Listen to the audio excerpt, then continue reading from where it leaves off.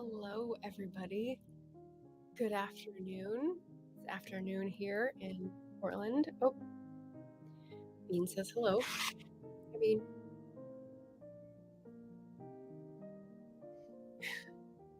he wants to be part of the video. You're not a book, bub. All right, well, we're going to get back to the books because we have hot ticket kind of day. We have an end of the year book tag to get through today. And not only one, but two. And I'm going to add a question. We'll see. We'll see how this works. So welcome to this sort of double tag for end of the year book tags. I always do the end of the year book tag too close to the end of the year.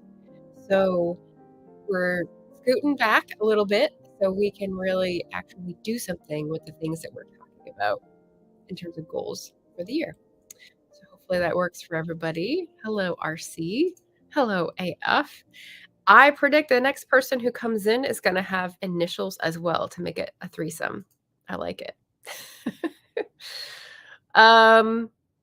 Yes. So if you're not familiar, the end of the year book tag is a really old one by Ariel Bissett, one of the original booktubers.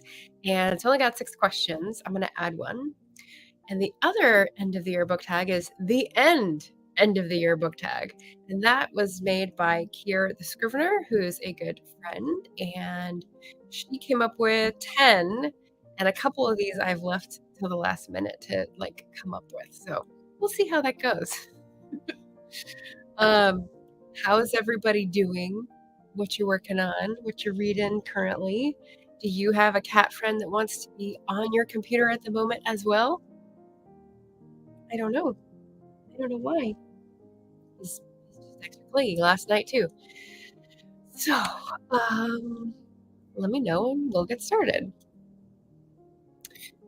So to start with the end of the year, Ariel Bissett's tag, and if you want to see the original or a couple years ago, her version, it is in the description. The first question is, are there any books you started this year that you need to finish? And if you're new here, welcome. My philosophy on this is that there is no need to, right? Oh, and let me toast to your cozy end of the year. It's not tea, it's hot chocolate this time, and it's got cinnamon stick, and I actually put little nutmeg things there in a strainer. So it's extra special spice hot cocoa for these book stacks. Make it extra special. My philosophy is that you can read whatever you want to read. That is the beautiful thing about consuming culture and absorbing literature and life, is that you choose what you seek out. And if you started something and don't feel called, you don't need to finish it. DNF. My friends, DNF. I put a couple in here that I might finish that I started for Scottember and Straya September, but there is no need to do anything. So, and if you're here for the Wednesday wrap up, I only have one book, so we're gonna wait till next week again. They're turning into every 2 Wednesdays, which is fine. But for Scottember, I read the first volume of Memoirs of a Highland Lady by Elizabeth Grant of Ruffy Marcus. And it's quite the tome. So I got 350 pages in, and the second one is almost 350 pages. It's delightful. I might like to finish it so that I remember the beginnings of her life while I read the second half of her memoirs. So that might be good not to forget, because there are things worse, but it's annoying when you go back to a book and you have to reread to remember the plot and stuff before you get back to where you were. It's just like exercising. Once you stop, you have to get back up to the fitness level you were at. Not fun. The other book was for Straya September, so these are both recent ones. And this one I only got a quarter of the way through, up to 160, and there's 400 in there. The Fatal Shore by Robert Hughes, and this is about Australia's founding by convict ships from England. So it does not really go much into Aboriginal or First Nation history at all. It's basically starting with European contact a little bit before to set the scene. And again, I was reading this for Scott of Gunpowder Fiction and Plots Readathon, so it wasn't in pursuit of anything. I'm finding lots of things that might be research details for short stories or novels. I thought I might want to do a novel set in Australia and go visit, but I don't know. That's a long trip. And yeah, we have this one to take care of. So I don't know if that'll ever happen, but very interesting historical detail and historical context for the world we live in. So I love reading about that kind of stuff, and that might continue before the end of the year. We'll see.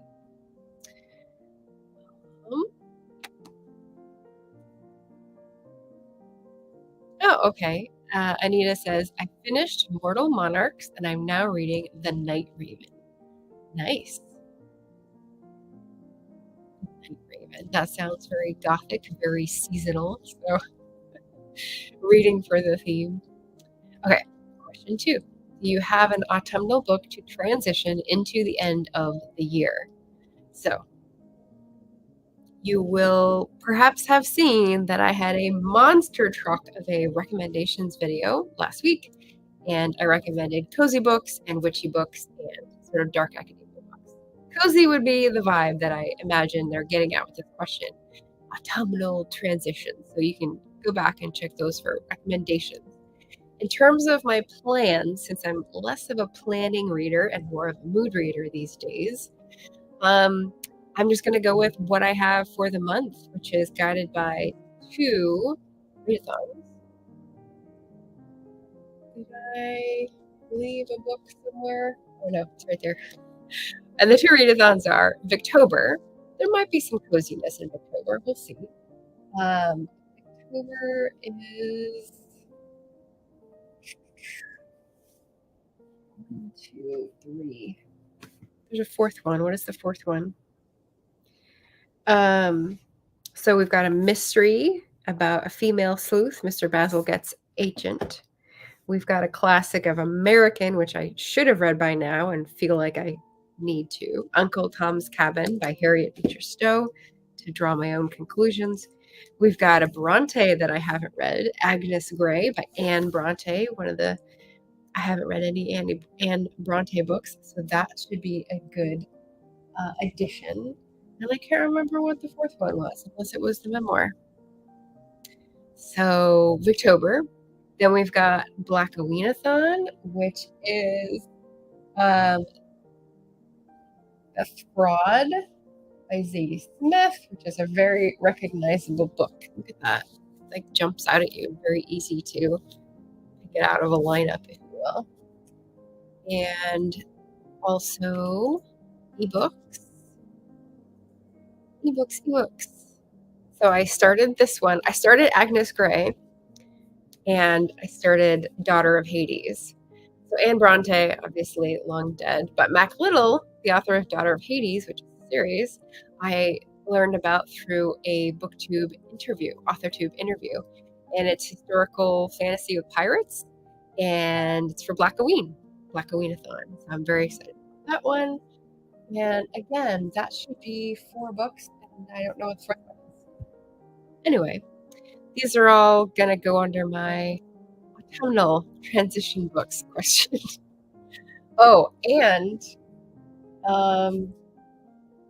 this is kind of tweaking the prompt a lot, but I got this from the library recently. The Heat Will Kill You First by Jeff Goodell. Life and Death on a Scorched Planet. And oh my God, does it start off with a bang. So I'm not very far in, maybe, I don't know, an 8th. And yeah, climate change, science. He's telling it in a pretty reporter type style.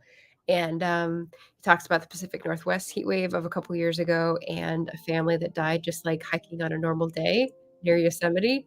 And yeah, like really brings it home for this West Coast gal. So autumnal transition. How about an autumnal wake-up call? That's going to be my tweak to the prompt. Number 3. Is there a new release you're still waiting for? So, again, if you're new here, hi, I'm more of a backlist girl. And actually, I even have a banner to explain this. I am the queen of books you've never heard of because I read old books and backlist books a lot of the time. So I'm not really waiting on any specific new releases. But what I do have are ARCs, advanced reading copies of books that drop on the floor that I am reading in advance to be able to give a review for. And two of those are very interesting and very, one's seasonal, one's just romance. So the first one is called Hazardous Spirits by Anbara Salam. And look at that. Isn't that cool? So this is from Tin House, which is a local press, even though they're national. And it just sounded fascinating, so I signed up to be on the early reader list. 1920s Edinburgh, Scotland. Housewife that's pulled into the spiritualist movement after World War I, and her carefully composed world begins to unravel secrets, moody, beguiling backdrop. Yes, this is definitely like the spooky seasonal read. So wait for that to come out on October 17th, and I will have a review for you before that. So that's exciting. And then the other one, I have an ebook form, and that is from a friend I made on TikTok, an author friend named Mariah Enkenman. She is fabulous. She's super funny. She is an aerialist, and she makes these great TikToks about aerial stuff, also circus performance stuff, and she writes contemporary romance. And so this one, Perfect Imperfections, is coming out October 22nd, I believe, so just about the same time. And it's about someone who is OCD as the female main character and falling for someone who she meets through like a parent meetup. So very exciting. And Mariah said she's particularly nervous about this one because she has OCD, and so she's given some of her like deep learning characteristics to the character. And so it's one of those like, oh, I hope they like her, more invested type characters, which is really nice. I'm excited to read this. I'm sure it will be a great contemporary romance from Mariah Enkenman. So that's the arcs that will stand in for my new releases, because there'll be new releases for anyone watching. Question number 4. What are 3 books you want to read before the end of the year? Okay, so this is getting a tweet as well. So I am on the fence, on the edge of sending out a newsletter. Feel free to subscribe. I will be sending it like within the hour after this broadcast for the sale that's happening on the Keening right now. And the reason I'm doing a sale is that old covers are going to go away. So, so many books. So many books. Oops, wrong book. So this is the book that's on sale in the ebook version. And I have always liked this cover because it leaves a lot to the imagination. It's an ocean. The Keening is sort of like a mournful title. And historical fiction will maybe suggest a few themes that would be involved in that kind of picture. But we're coming up with a different cover. Then we've got The Grasping Root, which is the second book in the series, which is a tree and sort of roots trying to hold on to the side of a cliff here. And then I've got Storm, Rack, and Spindrift as the final book in the series. And Storm, Rack being like seaweed that gets thrown around in the storm, like flotsam and jetsam, but like living seaweed that gets thrown onto the shore. And Spindrift, the drops of water that is thrown up by fearsome waves. So like I really love the titles, but the covers, since that's something people do, are going to be changed. So in order to do that, I am going to have to reread the books, format them together, like all this weird stuff to make a box that because we're doing a box set. We're doing a new cover, and I've seen the box set cover. Someone just got out of the litter box, and I'm very excited about that. And I'll see the individual covers like in the next few weeks. So many fun things.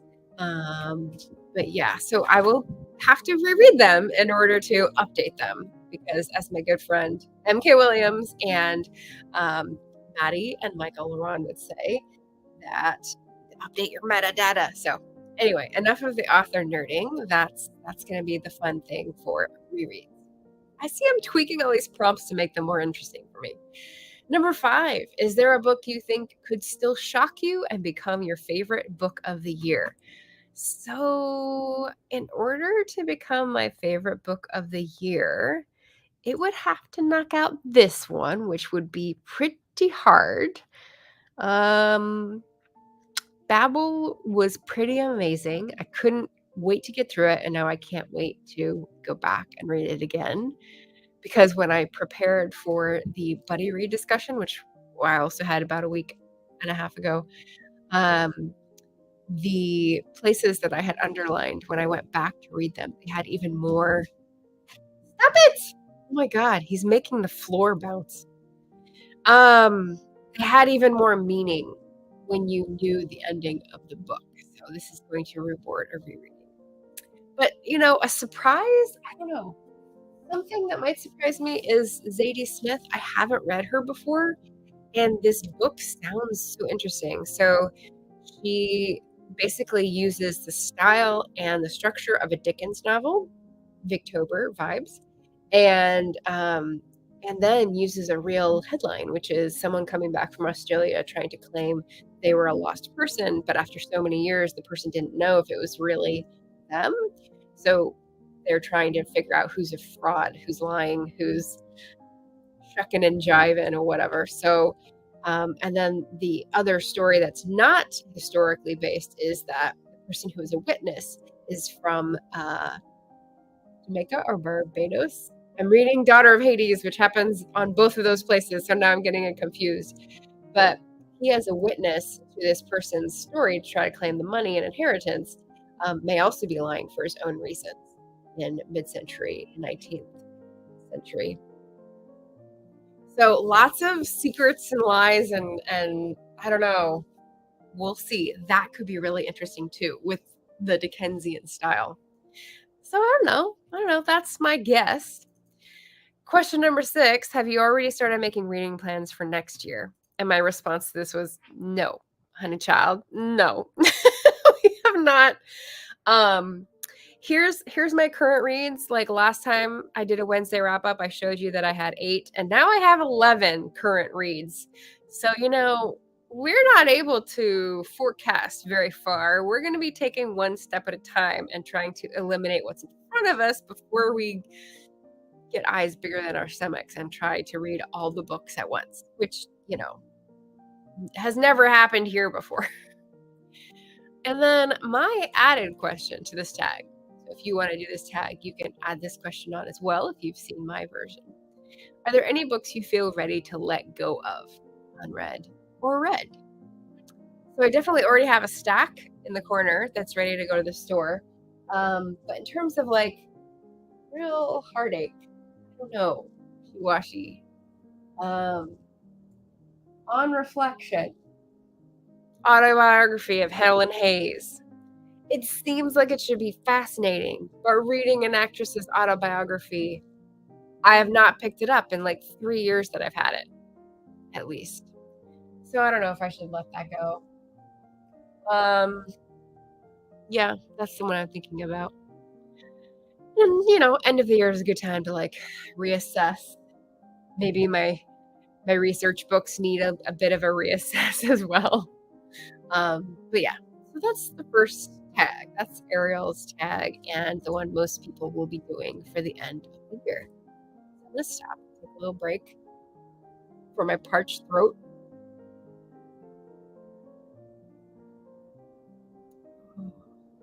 And I'm going to dive into Kier's tag. So if you don't know Kier the Scrivener, she's lovely. Her video is down in the description.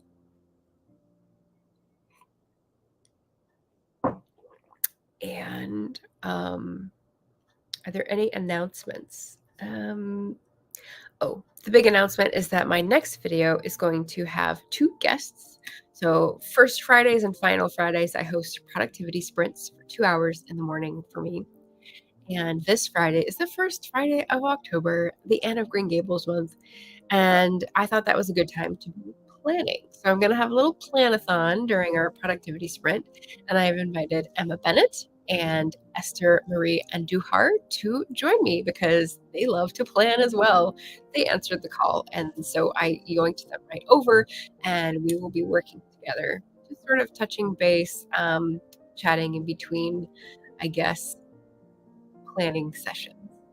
And if you don't know, I have a poll up. I'm looking for advice and links and pointers to stickers. So I did get a couple types of stickers and stamps for planning, but I want to put like a big pretty one on the front of the planner because I'm reusing the inside and the outside is very plain. So I wanted to get people's input on if they design stickers and want to drop their own merch links. That's great. I'm ready to support, and hope that could be a resource for other people then who are looking for stickers for their planners at the end of the year. But that's it. So yeah, I've got painting sale. I've got the sticker poll on my YT YouTube community poll, YouTube community tab. That's it. And the planathon with Esther and Emma Friday morning, 9 a.m. Pacific, which is 5 p.m. British summertime, if you're still going by British summertime. But yeah. So, okay. Everything ready for the second tag? That's the thing, Brian. You have to do the end of the year book tab before the end of the year because it's like the last planning opportunity. It's about hopes and dreams. So you'll see. Okay, so on to Kier's tag. Her first question is, how did you feel about this reading year? You can choose an adjective or expand. And oh boy, howdy. So I was going to show you not the currently reading, but this tab. So if you go into your story graph, they have a really handy stats tab. And here we go. You just click on that and it gives you all your reading stats for the year up to that date. And I thought that was pretty interesting. So my feelings about reading this year. I've read 100 books and I got 3 months to go. So I'm pretty satisfied with my reading rate. And skipping down here to my average rating, which was 3.97, that's pretty good. I think I tried out books that I may have been skeptical about. So there were some 3s, 3.25s, 3.5s in there, which were the book is fair, but it's not my thing. And I'm proud of myself for trying them. So I think the 4.0 median or mean or whatever it's called in statistics, being the highest number of books here is pretty satisfying. And what else? I think I've done pretty well on my monthly goals, even though I haven't shown them each month. So the monthly goal being this little doohickey. So I got this from Melissa at Fully Booked, and she has been very busy recently, so she probably won't see this, but I have put her name on it, so I like to give her credit whenever I bring it up. And this is basically like my checklist of things to remember that I want to branch out in so that I don't get stuck in a rut. So reading a research book, which keeps my mind sort of digesting things that I want to write about, especially historical events, for example. And then format diversity. So we've got ebook and audiobook so that I'm not always going for paperbacks. Although the owned TBR is essentially focusing on the paperbacks that I have, because I have a lot of books that I haven't read, probably like 65-70% of my library. 60. Yeah. And, you know, they're there to be read. So that would be a good goal. Then I've also got BIPOC authors that I don't want to forget because like the publishing industry and my my circle of acquaintances are all hyping books by, I don't know, white women. So I've definitely put that down there. And the readathons also help things like Blackoween for October, or Latine Listening, which is something that AudioFile magazine is doing, or other things throughout the year that highlight different ethnic groups and authors or settings from those places. So that's good. Nonfiction, that I don't really have to pay attention to that. I read a lot of nonfiction. And indie pub. I'm an indie pub author myself, so I need to like ground myself in the fact that I need to read other indie pub authors' books too, to like keep abreast of the trends. So that again, I don't keep up, I don't mark it, but I check myself off in my planner, which is over here. It is almost full, ladies and gentlemen. It's like a scrapbook. I think I can't remember now who's calling it, if you want to make it a scrapbook. But yeah, before the new month, I always leave the page for the books read in September, and then I note a few things. So that's when I get to check my boxes and remember if I did my, I don't know, evening out of things. So yeah. How else did I feel about this reading year? I don't know, I feel pretty good. We'll just leave it at that. Question number 2. What are 2 faces or authors you went through this year? So, this is why I had this still on Storygraph. If you look, they actually break this out, and this is the free version. I haven't sprung for this. Genres, tags, authors. So my most read authors are Mimi Matthews. That's longer than 1 year. I love her romance books, so that is not a thing of this year. But Grace Burrows, I think, was basically discovery this year. I've gone through several of her books, 3 this year already. Jacqueline Winspear, again, longer than a year, so it doesn't really count. R.F. Kuang, yeah, I guess. Why are there 2? I didn't read The Poppy War this year, did I? Maybe I did. Seems like a long time ago. And then Bailey Cates. So I would say the phases or discoveries for this year would be Grace Burrows, historical romance, and Bailey Cates, cozy mystery.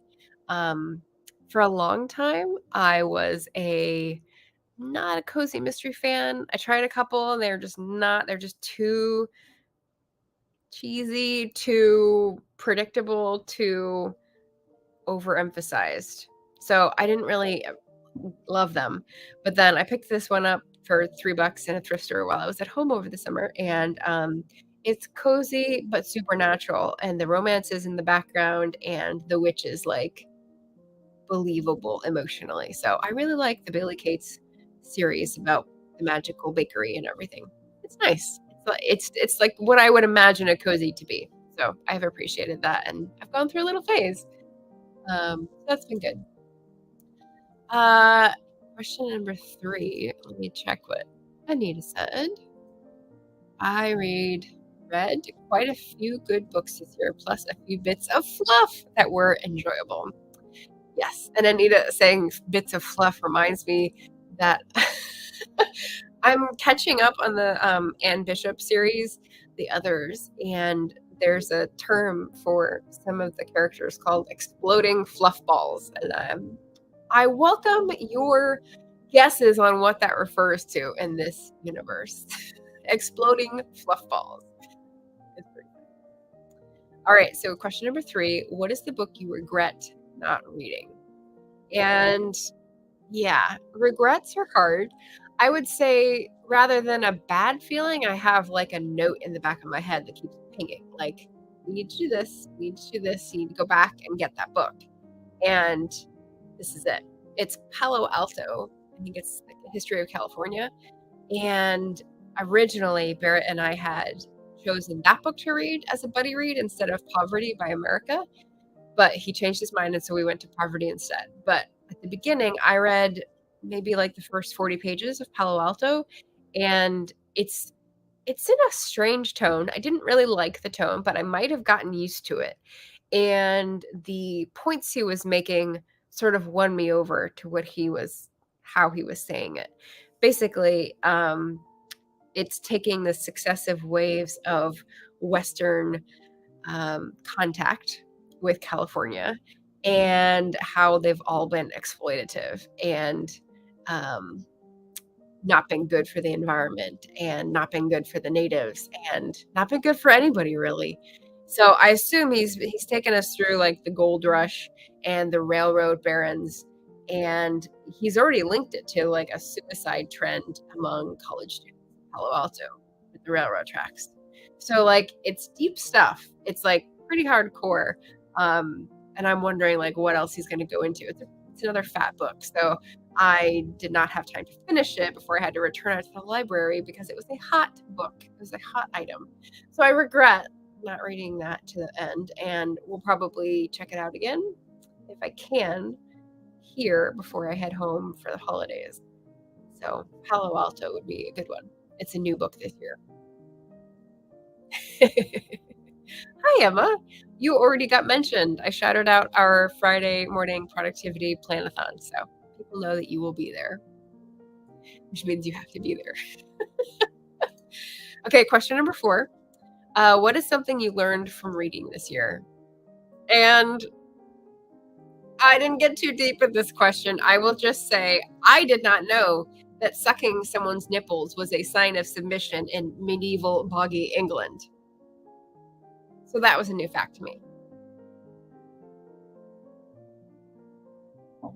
And if you're wondering where I found that bit of information out, it was in a book I read. It was just an aside in a long quote from a book that didn't get any other mention. So I was extremely dissatisfied with that mention, and I took to Twitter to complain about it. But anyway, that's one of the things I learned. And you can write in the comments if you want to know which book, because it sounds interesting, but you may be disappointed. Question number 5. What's a book you wished you talked about more?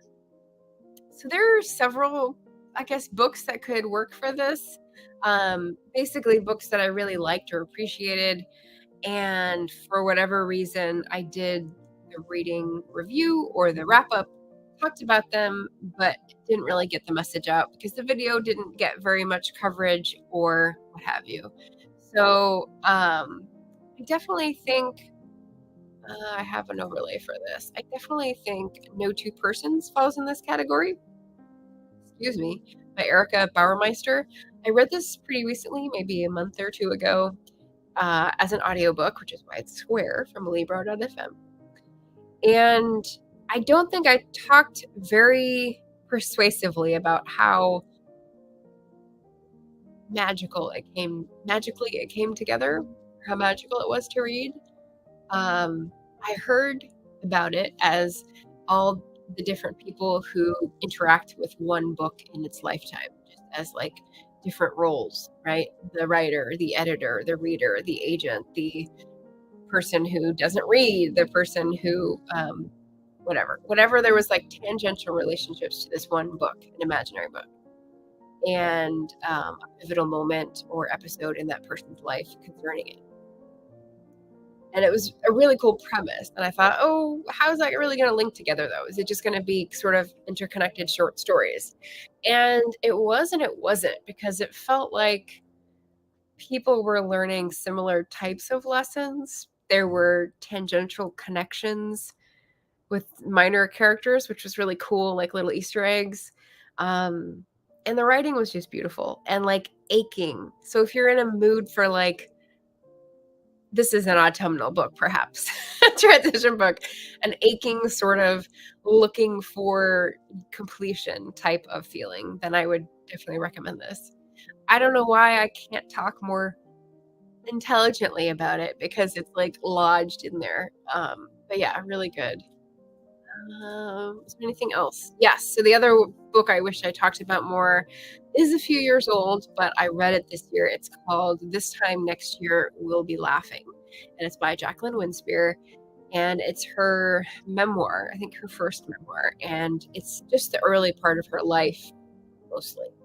It doesn't go into publishing or writing. It's basically what concerns her antecedents, her family, and her growing up, and um, the trauma handed down through generations from being in London during the Blitz and also being a soldier in World War One.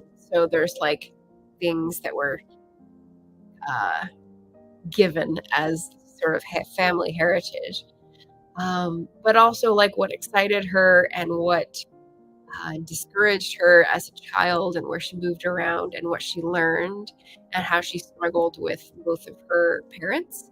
And then also talks about the sort of end of her parents' life, um, with sort of flashbacks and relating the two about how things had changed from when she was an adult relating to them to when she was a child. And her Maisie Dobbs series of books is one of my favorites ever. And it's because there's a mystery, there's a plot, there's setting, but there's also like a seeking of balance and sort of home feeling and grounding on the part of the main character. And I feel like she embodies that in her memoir. And it's just really, it's almost like a self-help book. Like you're listening to it and seeing her digest things in her life. And it was just delightful to be listening to it. I listened to it on the audiobook afterwards. But yeah. So a couple books I wish I had talked about more, and now I got to. So there we go. Number 6 for Kier's tag. What's a non-bookish highlight? A movie, a show, a song, a podcast. So I mean, the only movie that sort of stands out because it was recent was shoot. Now what's the title? Um shoot. Okay, we'll strike that. We'll strike that from the record. I'm not a big movie watcher. So, yeah, you couldn't have ever guessed, right? No shows. I haven't gone to see any plays this year. COVID being what it is and budget being what it is. Songs. Oh, so many good songs. The latest one is The Missing Stair by the Solo Sisters. It just came out like a week ago. Really recommend it. And podcasts. I'm really not a podcast person, so Crooked Media is the only one I listen to, but I watch it instead of listening to it. So for my non-bookish highlight, I'm going to go with a bookstore. I discovered a new bookstore. So because September was my month to like get out of a little depressive hump, I got a gym membership and I went to this gym and I took the same route back and forth 3 times a week. This is my last week and it's been lovely. But it's right on the route is another bookstore, and I saw it one day and I was like, oh, I remember seeing that and never went in. I should go in today. So I went in and I of course went out with 4 books. The space is not big, but it is a community hub. It has a writing space. It has community gathering space. It curates for social justice and environmental justice. It's got translated books. It's got used books. It's amazing. So Up Books in Portland. If you haven't been there, go visit Southeast Stark Street.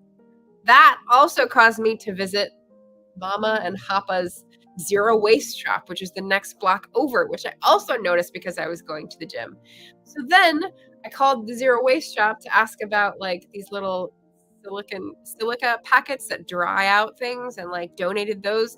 They have been cluttering up my drawers for a long time, and I kept thinking I can put these to some use. I don't want to just throw them away. They're chemicals. So anyway, now I am started on a whole zero waste shopping adventure. I just went and got a whole bunch of stuff in my own containers. I'm so excited. So that's my non-bookish highlight, is that a new bookstore brought me to zero waste opportunities, which is Portland's glorious revolution. So we'll go with that. Question number 7. What is the greatest outlier in your books? Okay, so I feel like I may have said this in the mid-year book tag, but outlier, it's kind of hard to find one when I read so widely, right? So the autobiography of an actress is the one that I sort of couldn't pick up, so that might be an outlier. But what else? Horror. So Delicious Monsters by Liesl Stanbury. That came out early summer, I think. And yeah, I listened to it, and it's not my usual thing because I don't usually read horror, but it was a Black author who was on YouTube, who I've seen like get on her author journey, and I just thought this should be a good review, and it was a really good book. And it didn't, let me see what perks freaked me out. I'm trying to remember. It's sort of a haunted house story. It's got a dual timeline. There's ghosts. There's like like I said, dual timeline, 2 storylines. One is when some crime happened, and 2 is where someone is investigating that crime years later, and you don't know how they're going to connect or if they're going to connect. And it was really like well wrought. Like I wouldn't have thought of these connections in a million years, and I was satisfied. I wasn't creeped out. Like it was pacey, it was spine chilling, it was page turner, but it wasn't like disgust inducing like some of the horror is. So yeah, that's the outlier, and that is very highly rated. So I recommend Delicious Monsters by Liesl Stanbury. Question 8, what book are you most excited to revisit? Oh, and so these are the ones, actually no. So I'm excited to revisit Babel because, like I said, when I saw my underlined parts, like I got more meaning from them when I reread them. And also No Two Persons. I feel like I might want to get a hard copy of this since I only have it in audio. It might be a different experience being able to see the words on a page since I'm a visual person, and recall like the relations between the characters that way. That might be good. So both of those just struck me as so beautiful and so full of commentary about people and people's experience that they might be worth a reread sooner rather than later. I reread things later because I've forgotten them and I can get the enjoyment of it again, but those might be worth doing it sooner because it's a closer read and like the themes are going to be mined more deeply. So question 9, what video are you most proud of? So this is an outlier question here because everything is about books and then you switch to videos because it's Booktube. So I could say the shorts that I did in April when I did Nano Camp, and I did a short every day. I could say the 21 shorts since then because each one feels like thumb screws. I could say the 23 fireside chats that I had in August, where I welcomed a creative guest on to do creative exercises and sprints, as well as just chat about what brings them to Booktube, AuthorTube. That was pretty awesome. And then one of my favorite just videos, because the idea was, again, flawless, was geriatric millennials eat cake and spill tea. Like, how is there a better headline than that? That is my epic headline / video title for the whole year. I don't think I can top that. So thank you, Emma. Thank you, JD. That was you guys coming on and us talking about 10 years in publishing. Pretty awesome. I like that. and I can even drop it in the chat for anyone who hasn't watched it yet. That was really fun. There you go.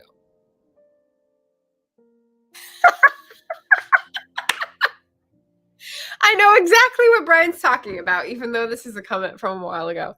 Yeah, I know. And if you want to know which book it is, ask me later. But yeah, I'm not going to reveal. Question number 10.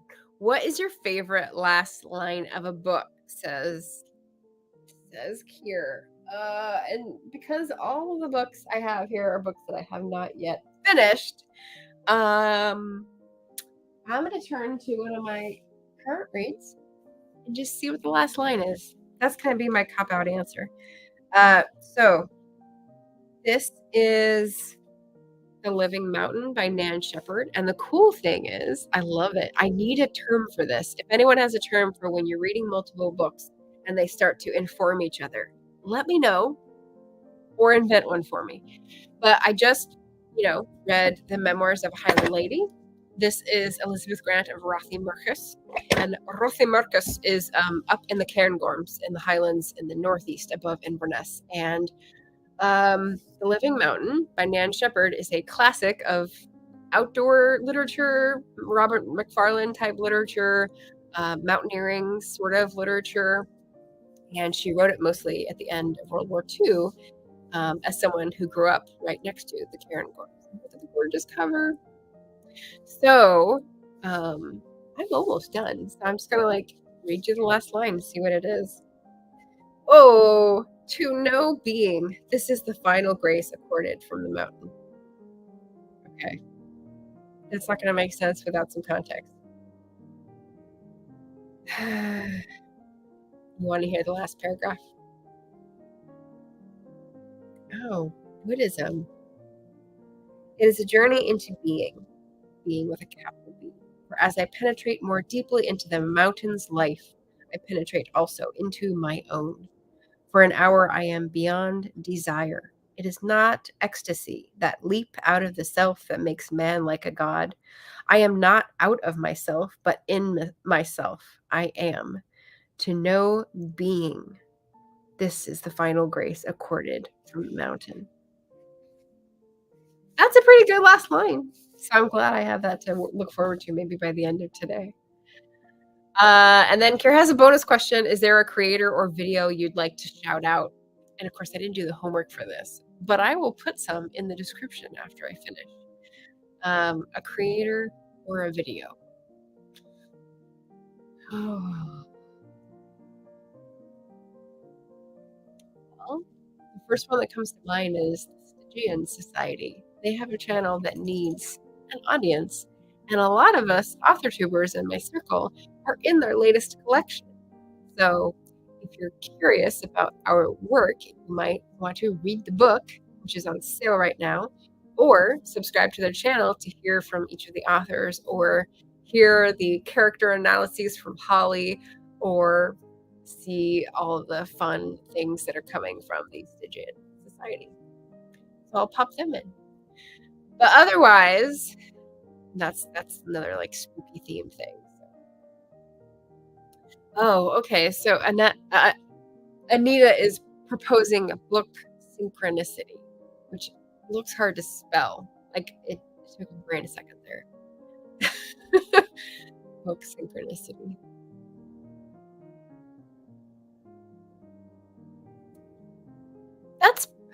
That describes it. I just want one word. So it needs to be like German word where everything is compounded together. I'll think of something. But I like this. This definitely answers the question.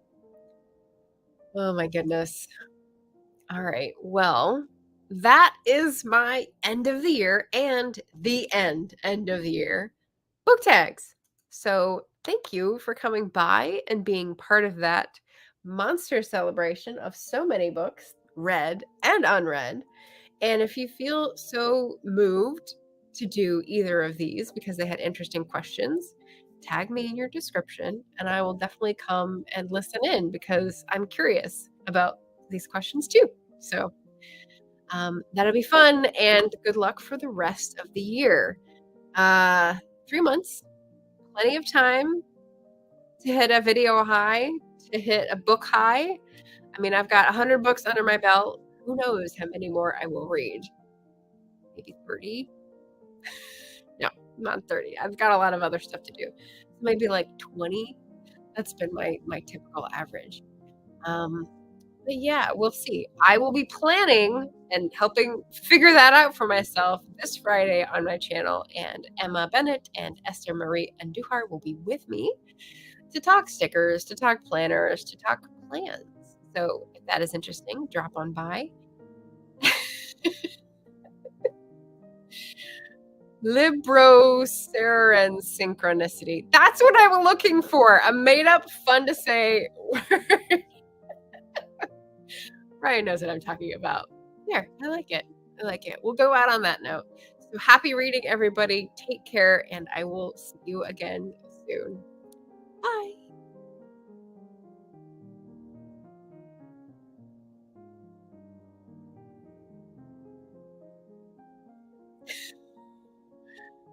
You done? You done?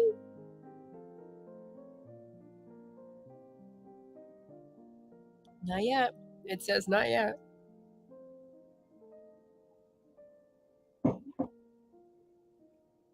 Wow.